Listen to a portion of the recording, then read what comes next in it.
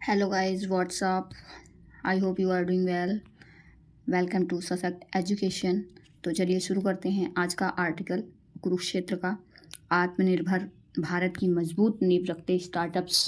हालांकि ये टॉपिक काफ़ी हो गया है बट इसमें दिया है तो मैं इस आर्टिकल को भी डिस्कस कर लेती हूँ। हर आर्टिकल में 2 4 10 पॉइंट नए होते हैं, इसलिए मुझे लगा कि डिस्कस कर लेना चाहिए। वैसे सारे पूरे कुरुक्षेत्र मैगजीन में ये कुरुक्षेत्र स्टार्टअप्स पे ही निर्भर बेस्ड है। तो इस आर्टिकल को लिखा है डॉक्टर पीयूष गोयल। तो चलिए शुरू करते हैं। इसमें क्या है, देश को आत्मनिर्भर बनाने के अर्थ और अर्थव्यवस्था को गति देने में स्टार्टअप्स की महत्वपूर्ण भूमिका है। बिल्कुल है। स्टार्टअप भारत के 36 राज्यों और केंद्र शासित प्रदेशों के 763 जिलों में फैले हुए हैं। एक स्वास्थ्य स्टार्टअप पारिस्थितिकी तंत्र देश की भौगोलिक सीमाओं के अंदर किसी भी देश की आर्थिक और विकास प्रगति की ओर ले जाने और बड़े पैमाने पर रोजगार के अवसर पैदा करने में सक्षम होता है। वर्तमान समय में कई स्टार्टअप सूचना प्रौद्योगिकी, शिक्षा, कृषि, विमानन, ऊर्जा, स्वास्थ्य और अंतरिक्ष जैसे विभिन्न महत्वपूर्ण क्षेत्रों में उभर रहे हैं। पिछले 8 वर्षों में भारत ग्लोबल इनोवेशन इंडेक्स 2015 में 21वां स्थान से 2022 से 40वें स्थान पर पहुंच चुका है और तेजी से उभरकर विश्व का तीसरा सबसे बड़ा स्टार्टअप बन गया है। कृषि, विमान, ऊर्जा, स्वास्थ्य और अंतरिक्ष जैसे विभिन्न महत्वपूर्ण क्षेत्रों में उभर रहे हैं। पिछले 8 वर्षों में भारत ग्लोबल इनोवेशन इंडेक्स 2015 में 21वें स्थान से 2022 में 40वें स्थान पर पहुंच चुका है। करेक्ट। तो चलिए आगे बढ़ते हैं। और स्टार्टअप्स में 40वें स्थान पर पहुंच चुका है और तेज़ी से उभरकर विश्व का तीसरा सबसे बड़ा स्टार्टअप राष्ट्र बन गया है। ये पॉइंट याद रखने लायक है। विश्व का सबसे बड़ा तीसरा स्टार्टअप देश बन चुका है। देश को और स्टार्टअप्स पे कोई क्वेश्चन ना ऐसा हो नहीं सकता है मेंस में, चाहे वो कोई सा भी मेंस हो, चाहे यूपीएससी का हो, चाहे यूपीपीएससी का हो, चाहे आरओ का हो। इन तीनों में ही पॉसिबिलिटी है कि इससे संबंधित क्वेश्चन आने ही आने हैं, चाहे वो ऐसे के पॉइंट ऑफ व्यू से आए या फिर जीएस के पॉइंट ऑफ व्यू से। तो चलिए शुरू करते हैं। देश को आत्मनिर्भर बनाने और अर्थव्यवस्था को गति देने में स्टार्टअप्स की महत्वपूर्ण भूमिका है। स्टार्टअप्स यानी किसी चीज़ की शुरुआत करना, जैसे कोई कंपनी साझेदारी या अस्थायी संगठन के रूप में शुरू की जाती है। एक मिनट। कंपनी साझेदारी या अस्थायी संगठन के रूप में शुरू की जाती है तो उस नए व्यवसाय को स्टार्टअप कहते हैं। देखिए स्टार्टअप की का यहाँ पे डेफिनेशन दिया हुआ है। स्टार्टअप कहते किसको हैं, यानी कि स्टार्टअप यानी किसी चीज़ की शुरुआत करना। जैसे कोई कंपनी साझेदारी, जैसे मैंने ये यूट्यूब चैनल किया और यहाँ से मैं अर्निंग करना शुरू कर दूँ, ठीक है। कोई कंपनी, हालांकि यूट्यूब पे इतनी जल्दी अर्निंग करना पॉसिबल नहीं है, बट हाँ बहुत लोगों ने शुरू किया और अर्न कर भी रहे हैं। कोई कंपनी साझेदारी या अस्थायी संगठन के रूप में शुरू की जाती है तो उस नए व्यवसाय को स्टार्टअप कहते हैं। दूसरे शब्दों में स्टार्टअप शब्द किसी भी कंपनी के संचालन के पहले चरण को संदर्भित करता है जो आमतौर पर उच्च लागत और सीमित राजस्व के साथ शुरू की जाती है। स्टार्टअप एक या एक से अधिक उद्यमियों द्वारा नए विचारों, प्रौद्योगिकी या बौद्धिक संपदा से प्रेरित होकर नए उत्पादों या सेवाओं के नवाचार, इनोवेशन, विकास, डेवलपमेंट, विस्तार, एक्सटेंशन या व्यवसायीकरण।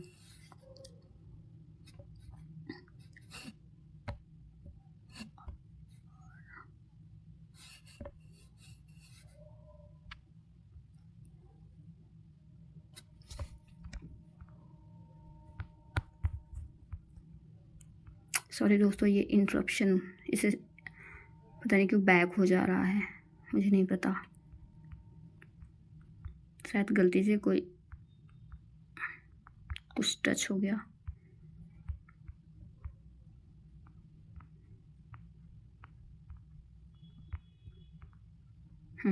ये रहा।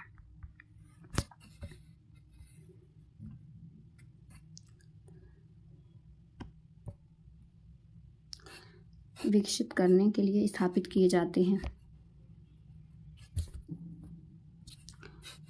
जिसके लिए स्टार्टअप कंपनियां विभिन्न स्रोतों से पूंजी की तलाश करती हैं। 3 अक्टूबर 2023 देश के 763 जिलों में उद्योग संवर्धन और आंतरिक व्यापार विभाग मान्यता प्राप्त 1,12,718 से अधिक स्टार्टअप और यूनिकॉर्न तथा 111 यूनिकॉर्न जिनका कुल मूल्यांकन 349.67 बिलियन है स्टार्टअप इकोसिस्टम से जुड़ चुके हैं। इसके साथ भारत अमेरिका और चीन के बाद विश्व स्तर पर तीसरे सबसे बड़े पारिस्थितिकी तंत्र के रूप में उभरा है। ठीक है। फिनटेक, एडटेक, देखिए इन शब्दों पे ध्यान दीजिएगा, ये हमारे लिए कीवर्ड का काम कर सकते हैं। फिनटेक एंड एडटेक और B2B कंपनियां आदि इसकी कई श्रेणियां हैं। चलिए आगे बढ़ते हैं। भारतीय स्टार्टअप पारिस्थितिकी तंत्र इकोसिस्टम। स्टार्टअप एक इकाई है जो भारत में 5 वर्ष से अधिक से पंजीकृत नहीं है तथा जिसका वार्षिक कारोबार किसी भी वित्तीय वर्ष में 25 करोड़ रुपए से अधिक नहीं है। स्टार्टअप भारत के 36 राज्यों और केंद्र शासित प्रदेशों के 763 जिलों में फैले हुए हैं। एक स्टार्टअप पारिस्थितिकी तंत्र देश की भौगोलिक सीमाओं के अंदर किसी भी देश को आर्थिक विकास और प्रगति की ओर ले जाने और बड़े पैमाने पर रोजगार अवसर पैदा करने में सक्षम होता है। वर्तमान समय में कई स्टार्टअप सूचना प्रौद्योगिकी, IT, शिक्षा, कृषि, विमानन, ऊर्जा, स्वास्थ्य और अंतरिक्ष जैसे विभिन्न महत्वपूर्ण क्षेत्रों में उभर रहे हैं।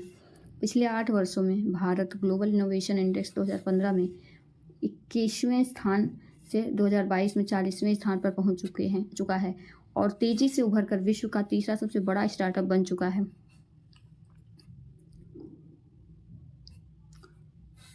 सबसे बड़ा स्टार्टअप राष्ट्र बन चुका है। वर्ष 2018 में भारत 50,000 से लगभग स्टार्टअप में 8,900 से 9,300 स्टार्टअप प्रौद्योगिकी आधारित थे। 2019 में 1,300 नए स्टार्टअप बनने से प्रतिदिन 2 से 3 तकनीकी स्टार्टअप उभरने लगे थे। भारत के हाईटेक उद्योग के केंद्र बेंगलुरु में सबसे अधिक स्टार्टअप और सबसे अधिक संख्या में यूनिकॉर्न मुख्यालय होने से वह भारत की यूनिकॉर्न कंपनी बन गई है। $1 मिलियन से ऊपर के स्टार्टअप आगे चलकर यूनिकॉर्न बन जाते हैं, जिसमें ज़्यादातर फिनटेक यानी financial technology, ecommerce, software services, insurance sector, आपूर्ति श्रृंखला और लॉजिस्टिक्स, इंटरनेट सॉफ्टवेयर और सेवाएं जैसे पारंपरिक क्षेत्र से संबंधित स्टार्टअप हैं। इनमें गेमिंग सामग्री, आतिथ्य, डेटा प्रबंधन और विश्लेषण आदि जैसे अपरंपरागत क्षेत्रों की भी एक मजबूत लहर है। भारत में स्टार्टअप की प्रगति। भारत में स्टार्टअप पारिस्थितिकी तंत्र की तीव्र गति का श्रेय भारतीय IT कंपनियों की वृद्धि और उन्नति, पूंजी की उपलब्धता के साथ मध्यम वर्ग के भारतीयों की बढ़ी हुई व्यय योग्य आय को जाता है। डिजिटल बदलाव, बेहतर तकनीक का उपयोग, अनुकूल सरकारी नीतियां बाजार के विकास को सुविधाजनक बना रही हैं। स्टार्टअप अब क्राउड फंडिंग, राजस्व आधारित वित्त पोषण, उद्यम ऋण, बैंक ऋण आदि जैसे वैकल्पिक मार्गों का उपयोग करने पर भी विचार कर रहे हैं। अनुदान, फंडिंग आमंत्रित करने वाले प्रमुख क्षेत्रों में फिनटेक 19.7% हिस्सेदारी, एडटेक 9.4%, फिनटेक 19.7% हिस्सेदारी, edtech 9.4%, e-commerce 6.2%, social network, foodtech, logistics और सप्लाई चेन, मीडिया और इंटरटेनमेंट, D2C, ब्रांड, SaaS और हेल्थ टेक स्टार्टअप शामिल हैं। भारत विश्व में मेक इन इंडिया के साथ देश को आत्मनिर्भरता की ओर ले जाने तथा अपने सतत विकास लक्ष्यों के पूरा करने की क्षमता विकसित कर रहा है।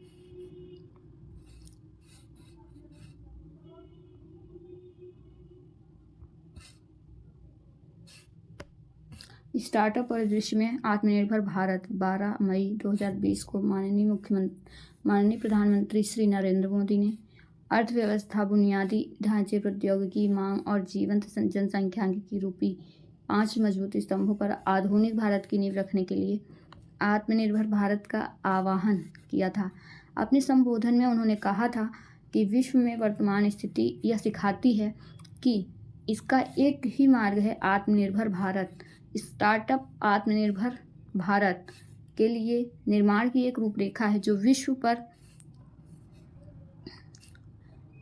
विश्व स्तर पर भारत को प्रतिस्पर्धी बनाने के साथ साथ नवाचार के द्वारा नए उत्पादों के निर्माण, स्थानीय विनिर्माण, इंफ्रास्ट्रक्चर को मजबूत करने, स्थानीय आपूर्ति श्रृंखलाओं का निर्माण और स्थानीय उत्पादों को वैश्विक ब्रांडों में परिवर्तित करने पर विचार करता है।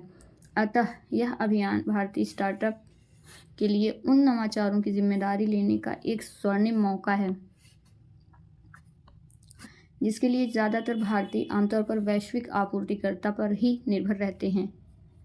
आत्मनिर्भर भारत की ओर बढ़ता आधुनिक भारत। भारतीय स्टार्टअप्स ने कोविड-19 महामारी के वर्षों के दौरान उथल पुथल भरे बाजार में सफलता हासिल करने के लिए अपने बिजनेस मॉडल को आगे बढ़ाया तथा बदलाव की दहलीज पर खड़े होकर नवाचारों और राजस्व को सुव्यवस्थित कर अर्थव्यवस्था को पुनर्जीवित करने में अभिन्न भूमिका निभाई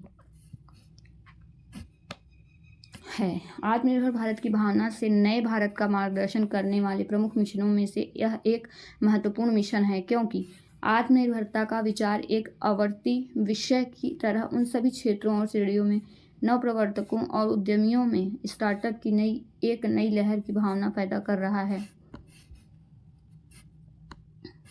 भारत के पहले स्टार्टअप में मेक माई ट्रिप की स्थापना वर्ष 2000 में हुई थी, जो बाद में 2010 में यूनिकॉर्न स्टार्टअप बना।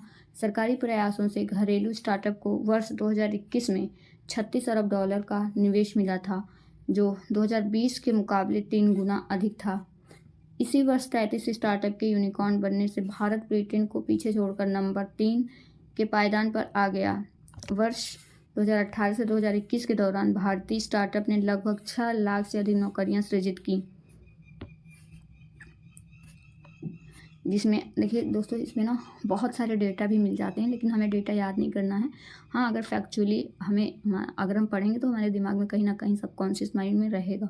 अगर फैक्चुअल क्वेश्चन आते हैं तो वो चीज़ें कभी कभी पूछ लेता है ना कि इनोवेशन में इंडेक्स में भारत का स्थान कौन सा, तो ये चीज़ें हमें याद रहती हैं।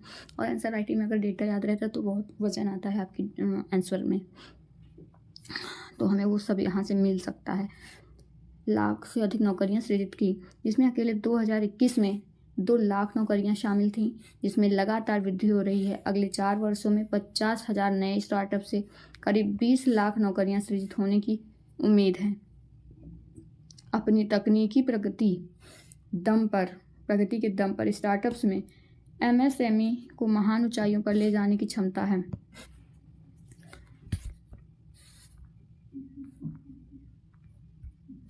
भारत में यूनिकॉर्न स्टार्टअप विश्व स्तर पर आज प्रत्येक 10 यूनिकॉर्न में से एक यूनिकॉर्न भारत में विकसित हुआ है। स्टार्टअप को यूनिकॉर्न बनाने में लगने वाला न्यूनतम और अधिकतम समय क्रमशः 6 महीने से 26 वर्ष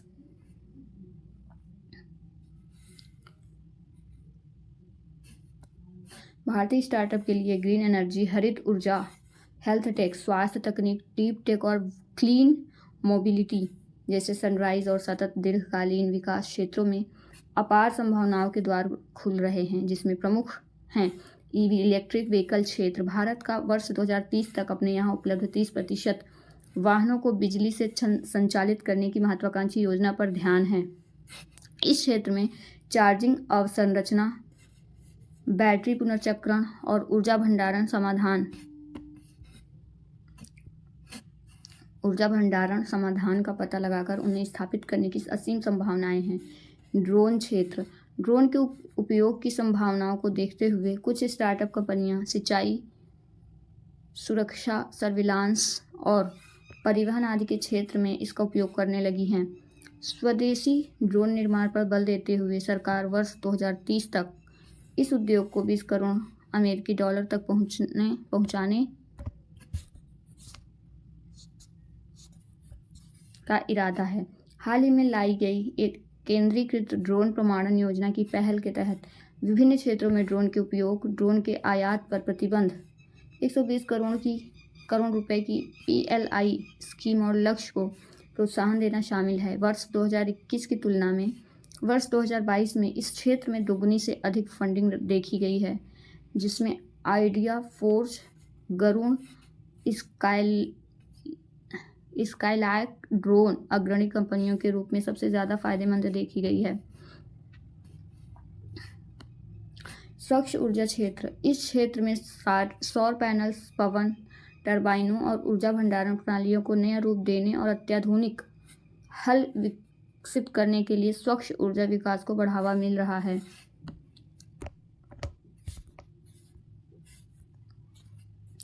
clean max, renew power, John cleantech, इसमें कुछ अग्रणी कंपनियां हैं। हेल्थ टेक स्टार्टअप, स्वास्थ्य तकनीकी सेवा प्रदाता। स्वास्थ्य संबंधित शब्दावली में डिजिटल हेल्थ को हाल ही में जोड़ा गया है, जिसमें प्रौद्योगिकी द्वारा समर्थित और संचालित अनेक नवाचार और समाधान शामिल हैं। इंटरनेट ऑफ मेडिकल थिंग्स ने पहले दिनों में चिकित्सा उपकरणों और इस्तेमाल को स्वास्थ्य संचार प्रौद्योगिकी तंत्र से जोड़ा है। E health, telehealth, telemedicine, teleconsultation, health app जैसे विभिन्न शब्दों को इस उभरते व्यवसाय के साथ जोड़ा गया। केंद्रीय स्वास्थ्य मंत्रालय ने टेलीमेडिसिन अभ्यास दिशा निर्देश की मार्च 2020 में जारी किए हैं, जिसमें दूरस्थ स्थानों पर स्वास्थ्य देखभाल सेवाओं की पहुंच, निदान, उपचार और बीमारी की रोकथाम अनुसंधान के मूल्यांकन के लिए मान्य जानकारी आदान प्रदान के प्रति सभी स्वास्थ्य देखभाल पेशेवरों प्रदाताओं के लिए सतत विकास सुनिश्चित करना शामिल है। टेली हेल्थ को भी देखभाल प्रदाता और रोगी शिक्षा, स्वास्थ्य सूचना सेवाएं और डिजिटल एवं दूरसंचार प्रौद्योगिकियों के माध्यम से स्वयं ही तथा स्वास्थ्य संबंधी सेवाओं का वितरण और सुविधाएं द्वारा परिभाषित किया गया है। नए क्षेत्रों में biosensor, mobile health, M health, hand hold उपकरण, अनुकूलित सॉफ्टवेयर के साथ सुसज्जित टैबलेट आदि का उपयोग जागरूकता फैलाने, डाटा संग्रह तथा जैव प्रौद्योगिकी, जीनोमिक्स और आर्टिफिशियल इंटेलिजेंस समर्थित स्वास्थ्य सेवाओं में उपयोग किया जा रहा है, जो चिकित्सक और रोगियों के बीच बेहतर उपचार और संपर्क बनाने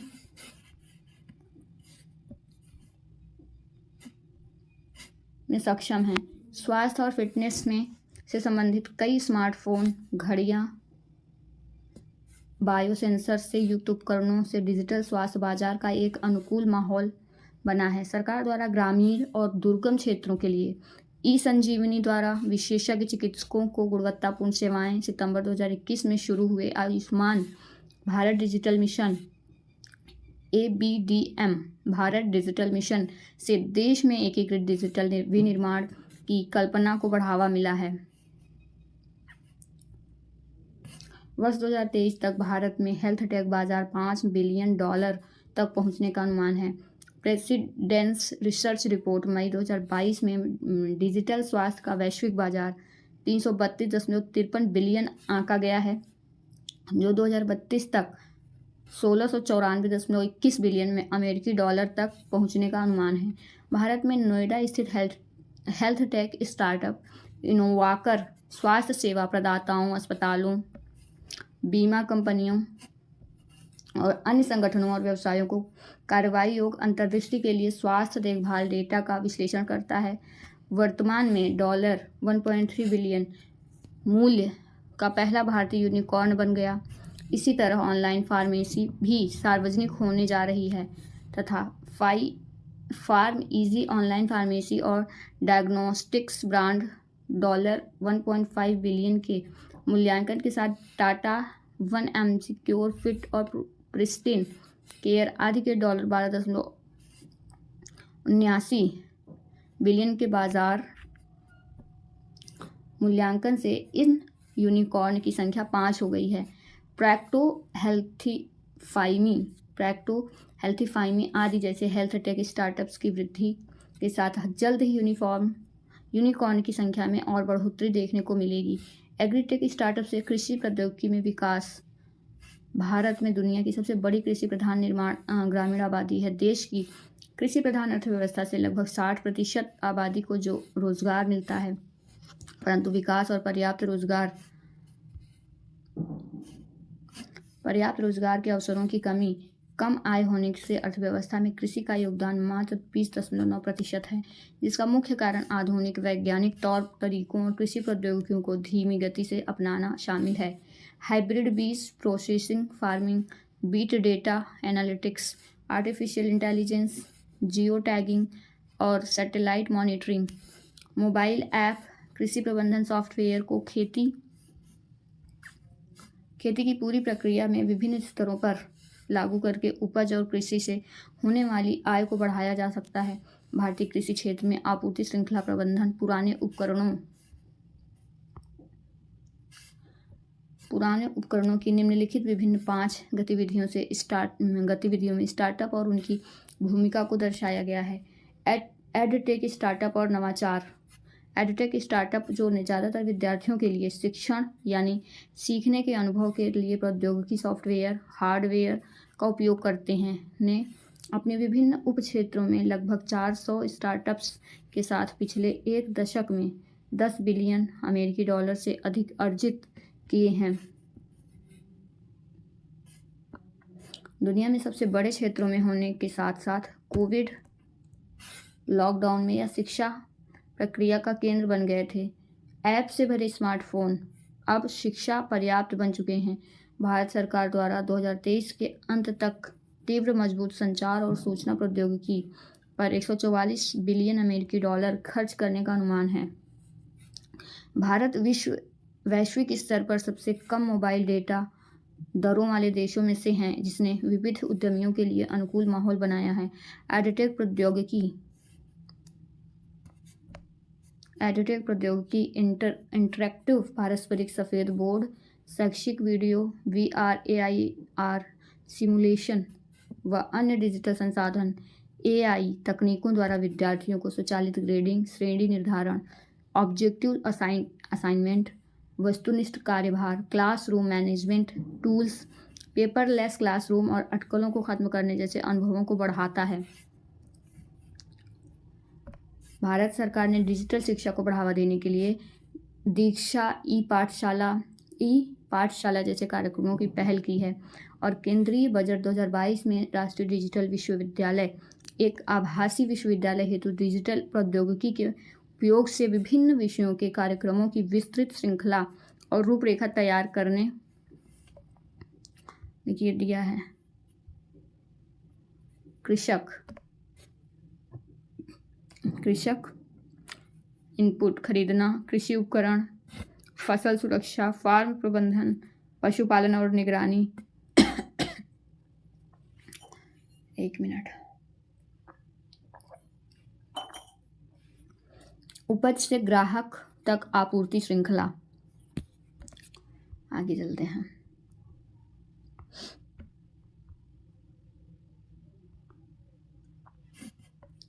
नियमित डिग्री प्रमाणन और अन्य विश्वविद्यालयों से मान्यता प्राप्त पाठ्यक्रम के लिए रूपरेखा का वर्णन किया है।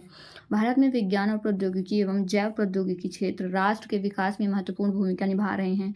जैव प्रौद्योगिकी विभाग प्रति वर्ष करीब 300 से 500 नए स्टार्टअप्स की स्थापना के लिए प्रयासरत है।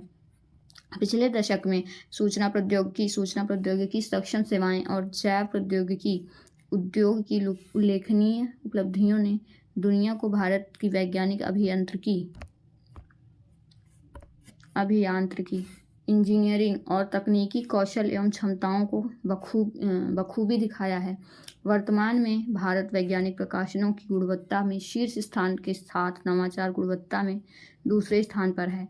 स्टार्टअप के लिए वैज्ञानिकों द्वारा किए गए शोध की दृश्यता, उद्योग आवश्यकताओं, संचार कौशल, उद्यमशीलता गतिविधियों के वित्तपोषण, नवाचार, व्यवसायीकरण और नई पीढ़ी की तकनीकों के साथ पाठ्यक्रम को नई गति देने की आवश्यकता है। भारत में एक ओर जहां 150 करोड़ से अधिक विद्यार्थी कार्यबल में प्रवेश करेंगे, वहीं जीवन के विभिन्न क्षेत्रों में से गरीबी, शिक्षा, स्वास्थ्य देखभाल और पर्यावरण से संबंधित चुनौतियों से निपटने के लिए प्रोटोटाइप और नवाचारों को सक्षम करने वाली सस्ती, उन्नत एवं सुलभ प्रौद्योगिकियों की आवश्यकता बढ़ती जाएगी। पिछले कुछ वर्षों में मजबूत उद्यमी नायकों, बिजनेस लीडर्स ने स्टार्टअप पारिस्थितिकी तंत्र के अस्तित्व की सराहना के साथ निरंतर नवाचार के लिए खुद को मजबूत करने और मौजूदा लोगों को पूरा करने के लिए नए उत्पादों पर ध्यान देना शुरू किया है। आत्मनिर्भर भारत में स्टार्टअप पारिस्थितिकी से विश्व स्तरीय अभिनव प्रतिभा को भारतीय बाजारों के अनुरूप उत्पादों और सेवाओं तथा उत्पादों को अन्य देशों के समान बनाने में पूर्ण रूप से ध्यान देना होगा। स्टार्टअप परिदृश्य में सरकारी पहल एवं अन्य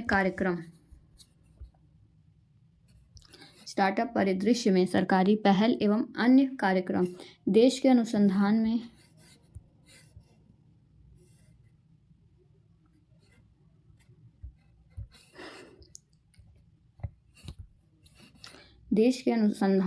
एवं विकास के प्रयासों में वृद्धि के लिए सरकार राष्ट्रीय संस्थानों में नवाचार और उद्यमिता के 31 केंद्रों की स्थापना के साथ छात्रों द्वारा स्टार्टअप्स को प्रोत्साहित करने के लिए 13 केंद्रों को वित्तीय सहायता प्रदान करेगी। राष्ट्रीय प्रौद्योगिकी संस्थान मद्रास में स्थापित अनुसंधान पार्क की तर्ज पर शिक्षाविदों और उद्योग के संयुक्त अनुसंधान एवं विकास के प्रयासों के माध्यम से सफल नवाचारों के विकास के लिए निवेश के साथ 7 नए अनुसंधान पार्कों की स्थापना का प्रावधान है। इन जगहों पर अभिनव कोर निधि एक भव्य चुनौती कार्यक्रम है। उच्चतर आविष्कार योजना आदि कार्यक्रमों को बढ़ावा मिलेगा। सरकार द्वारा स्टार्टअप के लिए 57 नियमों को सरल बनाया गया है। इंक्यूबेटर्स एक प्रभावी स्टार्टअप पारिस्थितिकी तंत्र का निर्माण करने और प्रारंभिक चरण में स्टार्टअप्स की पहचान करने, उन्हें अपने जीवन चक्र के विभिन्न चरणों में समर्थन देने में। ये एक चार्ट पेपर दिया हुआ है जिसमें कृषि की विभिन्न गतिविधियों में स्टार्टअप की भूमिका दिखा रहा है। ग्रामीण जरूरतें, गतिविधियां, इनपुट खरीदना, कृषि के लिए महत्वपूर्ण बीज, उर्वरक बाजार या मंडियों से खरीदना। क्षेत्र में कार्य करने वाले कुछ मुख्य स्टार्टअप फ्रेशो, कार्टज, उगाओ एवं एक्सॉन एग्रो स्टार्टअप द्वारा प्रदान सुविधाएं, खरीद तथा पर्यावरण के अनुकूल उर्वरक तथा पौधों के विकास जानकारी डिजिटल माध्यम से ऑनलाइन प्रदान करना। कृषि उपकरण बहुत महंगे होने से सबकी पहुंच से बाहर। खेती गाड़ी, gold form, EM3 Aarav, man system, drone के उपयोग द्वारा बाजार नियमों और सेवा मॉडल का पालन कर लीज या किराए पर कृषि सेवाएं उपलब्ध कराते हैं। फसल सुरक्षा और फार्म प्रबंधन, कृषि सेवाएं, एग्रो स्टार, कृषि ई फसल, भारत एग्री। किसानों के साथ मिलकर काम करना और पौधों की बीमारियों की जांच, खरपतवार, कीट संक्रमण, मौसम संबंधी फसल विकास पर सलाह और सुझाव, वित्तपोषण सेवाएं मुहैया कराना। पशुपालन और मवेशियों की निगरानी, काऊ कॉलर जैसे उपकरण से पशुओं की निगरानी। स्टेलैब्स सीमेंस, जलीय कृषि उत्पादकता और प्रदर्शन में सुधार तथा जलीय कृषि के बेहतर स्वचालन और डिजिटलीकरण का काम। उपज से ग्राहक तक आपूर्ति श्रृंखला, बहुत सारे हितधारक जैसे किसान, व्यापारी, थोक विक्रेता, खुदरा विक्रेता, अंतिम ग्राहक शामिल हैं। उन्नति और एग्रो स्टार फसल अनाज के लिए निंजा कार्ट, फ्रेशो, कार्टज और बेकूल ताज़ा उपज बेचने के लिए एग्री एक्सलैब्स AI द्वारा स्टेलैब्स डेयरी आपूर्ति श्रृंखला प्रबंधन द्वारा किसानों को अपनी फसल, अनाज और ताज़ा उपज, सब्जियां, फल जैसे खराब होने वाले सामान और डेयरी उत्पादों की विभिन्न आवश्यकताओं और बाधाओं का समाधान करना। आर्टिफिशियल इंटेलिजेंस ML एल्गोरिदम का उपयोग करके गुणवत्ता और एकरूपता की निगरानी करने में भी मदद करना।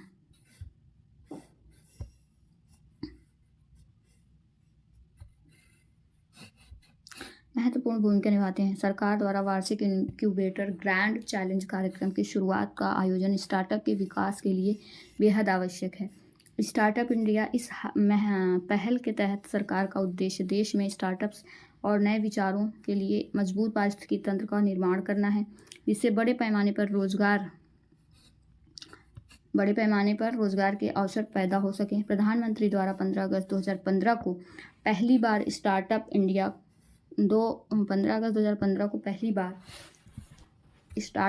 को स्टैंड अप इंडिया के रूप में चर्चित किया गया। इसका उद्घाटन 16 जनवरी 2016 को पूर्व वित्त मंत्री अरुण जेटली द्वारा दिल्ली के विज्ञान भवन में किया गया। स्टार्टअप इंडिया योजना देश के युवाओं की मदद करने और उन्हें उद्योगपति और उद्यमी बनने का अवसर प्रदान करने की एक प्रभावी योजना है। इस योजना के माध्यम से स्टार्टअप नेटवर्क स्थापित करने तथा देश के युवाओं को बैंकों के माध्यम से वित्त प्रदान करने एवं स्वयं के रोजगार सृजन करने में सहायता की जाती है। योजना का उद्देश्य स्टार्टअप पारिस्थितिकी तंत्र के सभी पहलुओं को संबोधित करने के साथ इसमें तेजी लाना है, जो मुख्यतः 3 बृहद भागों में विभाजित हैं: सरलीकरण और प्रारंभिक सहायता, समर्थन और प्रोत्साहन, अनुदान एवं उद्योग एवं शैक्षिक जगत भागीदारी। Startup India portal startup ecosystem हितधारकों के लिए एक वर्चुअल इंक्यूबेशन प्लेटफॉर्म के रूप में कार्य करता है, ताकि वे एक दूसरे के साथ संसाधन, टूल और नेटवर्क के साथ उनकी पूरी यात्रा में मदद कर सकें। केंद्र सरकार ने स्टार्टअप को बढ़ावा और समर्थन देने के लिए 19 कार्य योजनाएं तैयार की हैं और रजिस्ट्रेशन फॉर्म को बेहद आसान बनाया है। वर्ष 2021 में नए स्टार्टअप की स्थापना और विकास में सहायता के लिए 945 करोड़ रुपए के स्टार्टअप इंडिया सीड फंड योजना शुरू की गई है। घरेलू उद्यम में 10,000 करोड़ रुपए का फंड ऑफ फंड पूंजी निवेश प्रबंधित किया जा रहा है। अंतर्राष्ट्रीय समर्थन के लिए स्टार्टअप ब्रिज एक वर्चुअल लैंडिंग हब है, जो दोनों देशों के स्टार्टअप्स को गहरी समझ के लिए एक दूसरे के बाजारों तक पहुंचने में मदद करता है। स्टार्टअप इंडिया स्टार्टअप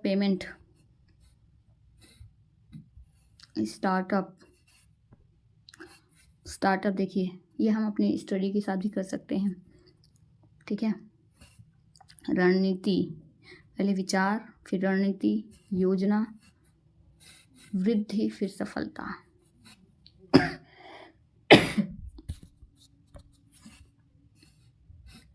कितना बचा है अभी? बस थोड़ा सा और बचा है, फिर लास्ट है।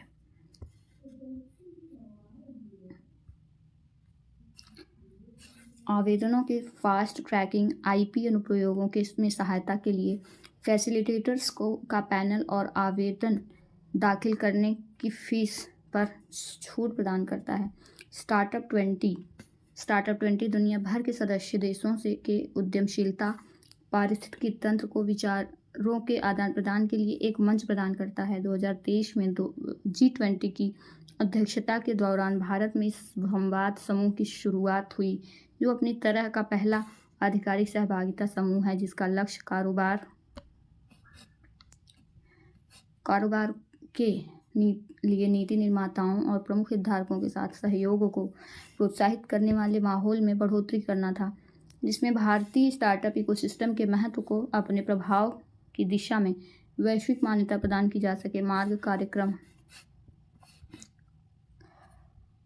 कार्यक्रम के इस विचार के साथ विकसित किया गया है कि यह देश के हर कोने से स्टार्टअप के लिए एक सलाहकार से अनुरोध करने और उससे जुड़ने के लिए सुलभ हो। इसके अंतर्गत राष्ट्रीय स्टार्टअप पुरस्कार और हैंड होल्डिंग के साथ उन उत्कृष्ट स्टार्टअप और पारिस्थितिकी तंत्र समर्थकों को पहचानने और पुरस्कृत करने की एक पहल की जाती है, जो रोजगार सृजन या धन सृजन की उच्च क्षमता के साथ नवीन उत्पादों या समाधान और स्केलेबल उद्यमों का निर्माण कर रहे हैं और मापने योग्य सामाजिक प्रभाव का प्रदर्शन कर रहे हैं। मार्ग मेंटरशिप, देखिए इसमें एक शॉर्ट फॉर्म दिया, ये आप यूज़ कर सकते हैं। Mentorship, advisory, assistance, resilience and growth.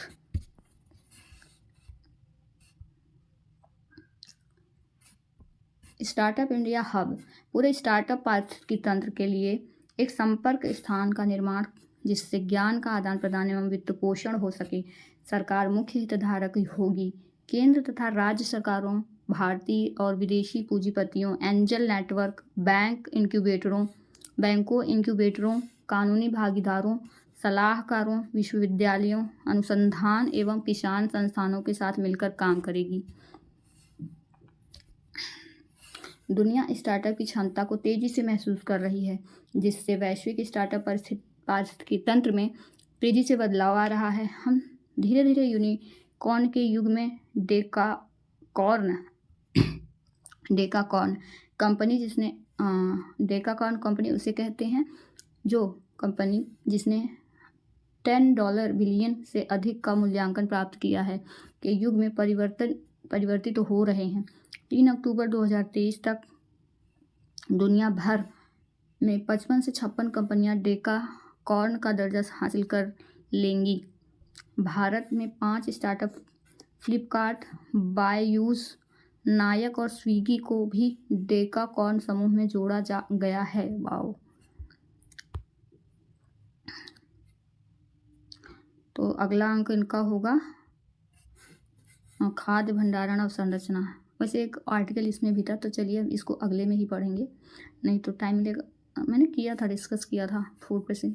तो नेक्स्ट आर्टिकल हम पढ़ेंगे महिलाओं के नेतृत्व वाले स्टार्टअप को प्रोत्साहन। ठीक है, नेक्स्ट आर्टिकल ये होगा। तो धन्यवाद दोस्तों, प्लीज़ लाइक करिएगा, सब्सक्राइब करिएगा, चैनल को शेयर करिएगा। तो चलिए वीडियो को यहीं समाप्त करते हैं।